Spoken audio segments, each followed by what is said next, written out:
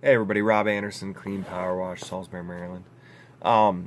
We did a wood shake cleaning job recently.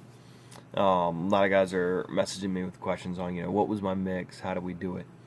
Um, and I posted some other stuff, just giving Rick Adkins and Everyday Rooms credit for what I've learned from listening to them too on this, and watching Shane Brassow.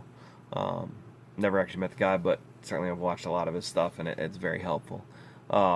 Especially, I mean, big thing when you're cleaning wood is to saturate the wood with water first.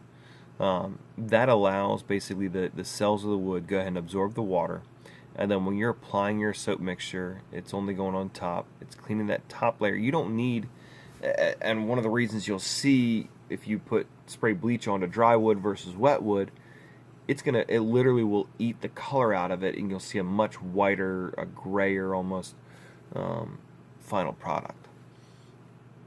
And Shane did a great video on a fence where he soaked part of the fence and he left the other part dry, sprayed it on a couple panels, sprayed it on a couple panels on the other side.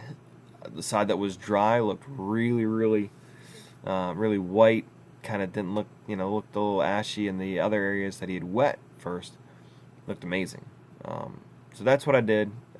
We used about 15 to 20 gallons of bleach in a 100-gallon mix. So double or triple the strength from what we would typically use for house washing for siding, which helps since we were also cleaning the siding at the same time. Again, one guy basically went ahead and soaked with the power washer. Again, just trying to saturate the wood, fall behind with the soft wash, and then came back with soft wash tips. I will admit I wanted to use lower pressure than what it was. Probably used I don't know, maybe 1500 psi. Ideally would have used less, but these shakes were in a very poor shape, heavy amounts of mildew, mold, weathering. It turned out fantastic though. And that was just the cleaning. Then what we did is the next day we actually came back, had some equipment issues that day, but came back and we downstreamed oxalic acid.